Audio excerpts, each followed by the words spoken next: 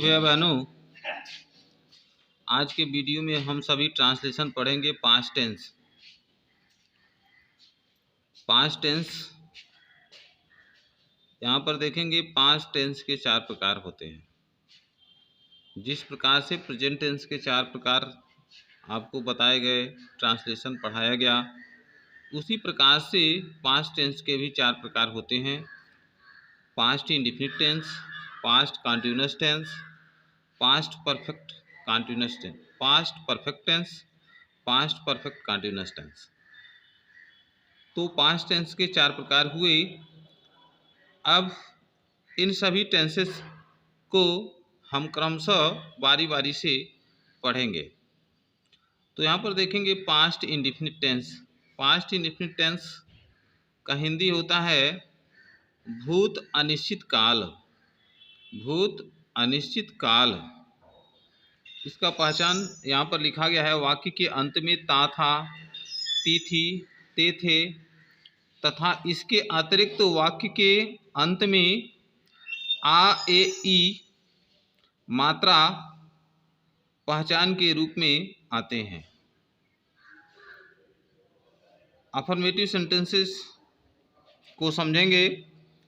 इसका रूल लिखा गया है। रूल नंबर 1 है ऑल सब्जेक्ट, सभी कर्ता के साथ क्रिया का दूसरा रूप ऑब्जेक्ट अदर, अर्थात सब्जेक्ट लिखेंगे, कोई भी सब्जेक्ट लिखेंगे, तुरंत उसके बाद क्रिया का दूसरा रूप का यूज होगा। एग्जाम्पल के माध्यम से हम समझेंगे। वह प्रतिदिन विद्यालय जाता था, तो इसका ट्रांसलेशन बनाएंगे he went to school, प्रतिदिन का डेली। वह प्रतिदिन विद्यालय जाता था, तो इसमें पहचान देखेंगे जाता था, वाक्य के अंत में ता था आ गया, जैसा कि पहचान लिखवाया गया है, वाक्य के अंत में ता था आ गया तो पास्ट इंडेफिनिट टेंस का वाक्य होगा। और सब्जेक्ट उसके तुरंत बाद क्रिया का दूसरा रूप लगेगा।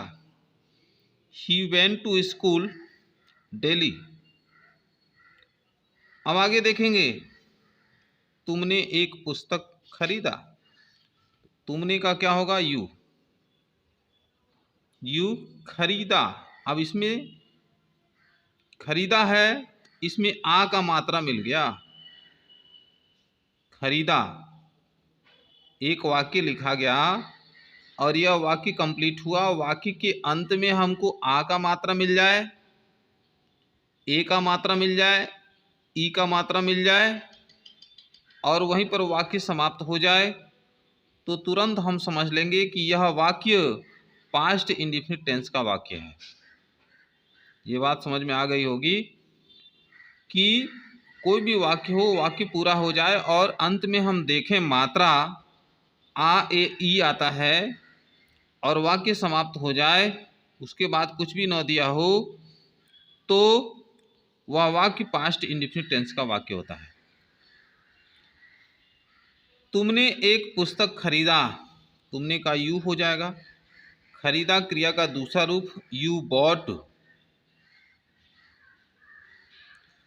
You bought, BOUGHT, you bought, तुमने खरीदा एक पुस्तक, अ बुक। आगे देखेंगे, मैं उसे हिंदी पढ़ाया। तो मैं उसे हिंदी पढ़ाया तो क्या होगा? आई। पढ़ाया का दूसरा रूप लिखेंगे, टीच का दूसरा रूप लिखेंगे तो क्या होगा? I taught, TAUGHT, I taught. उसे है तो I taught him Hindi. I taught him Hindi, मैं उसे हिंदी पढ़ाया। अगला वाक्य, मैंने उसकी सहायता की। आई सहायता की, इसमें बड़ी की मात्रा आ गया, तो यह भी वाक्य पास्ट इंडेफिनिट टेंस का वाक्य है। मैंने उसकी सहायता की तो आई हेल्प्ड, दूसरा रूप आई हेल्प्ड, उसकी का क्या हो जाएगा? हिम। आई हेल्प्ड हिम, मैंने उसकी सहायता की। अब आगे देखेंगे निगेटिव सेंटेंसेस। इसका रूल लिखा गया rule number 2, all subject did not, क्रिया का फर्स्ट रूप ऑब्जेक्ट अदर, सभी कर्ता के साथ डिड नॉट का प्रयोग होगा और इसमें क्रिया का पहला रूप लिखेंगे। जैसे ही डिड नॉट आएगा इसमें क्रिया का पहला रूप लिखेंगे, क्रिया का दूसरा रूप नहीं लिखेंगे, यानी क्रिया का डिड नॉट के साथ क्रिया का पहला रूप ही प्रयोग में आता है, इसको ध्यान में रखेंगे। हम वहाँ नहीं गए, हम वहाँ नहीं गए, इसमें भी देखेंगे ए का मात्रा आ गया, पास्ट इंफिनिट टेंस का वाक्य है, तो हम वहाँ नहीं गए, तो सबसे पहले हम लिखेंगे we did not, we did not, जाना का क्या हो जाएगा, वी डिड नॉट गो, वहाँ का there, we did not go there. तुम एक पतंग नहीं बनाए, तो तुम का क्या होगा, you did not, you did not, बनाना का make, you did not make a kite, you did not make a kite. मैंने तुम्हें कल नहीं बुलाया, तो क्या होगा, मैंने का यहाँ पर आई होगा, I did not, I did not नहीं लिखती है, आई डिड नॉट। बुलाया, तो इसमें कॉल, किसे बुलाया, you, I did not call you, कल इसमें दिया हुआ है, तो कल की अंग्रेजी एस्टरडे होगी, पास्ट टेंस में कल की अंग्रेजी एस्टरडे होती है। वह मंदिर कभी नहीं जाती थी, तो इसमें देखेंगे कभी नहीं, कभी नहीं आ गया तो इसमें नेवर का प्रयोग होगा और इसमें डिड नॉट का प्रयोग नहीं होगा। तो वह मंदिर कभी नहीं जाती थी, स्त्रीलिंग है, तो यहाँ पर हो गया सी। अब सी के तुरंत बाद हम नेवर का प्रयोग करेंगे, सी नेवर, और जब भी नेवर का प्रयोग हो, ध्यान देंगे, नेवर का प्रयोग हो तो क्रिया का दूसरा रूप लगेगा, यह ध्यान में रखना होगा, यह बहुत प्रमुख नियम है, इसको ध्यान में रखेंगे। जब भी किसी निगेटिव वर्ड का प्रयोग करेंगे तो ऐसी परिस्थिति में वाक्य निगेटिव होते हुए भी सब्जेक्ट के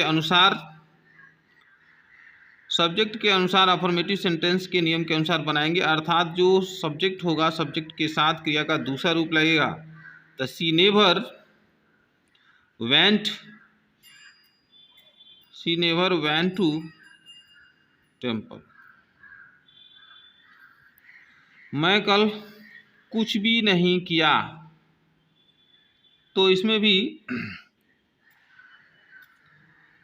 देखेंगे कुछ भी नहीं, यानी कुछ भी नहीं का अर्थ हम नथिंग का यूज कर सकते हैं। नथिंग एक निगेटिव वर्ड है, तो जब नथिंग का यूज करेंगे तो इस वाक्य में भी वर्ब का दूसरा रूप लगेगा। मैं कल कुछ भी नहीं किया, तो लिखेंगे I did nothing, I did nothing, यानी मैं कुछ भी नहीं किया। और कल, तो यहाँ पर हो जाएगा एस्टरडे।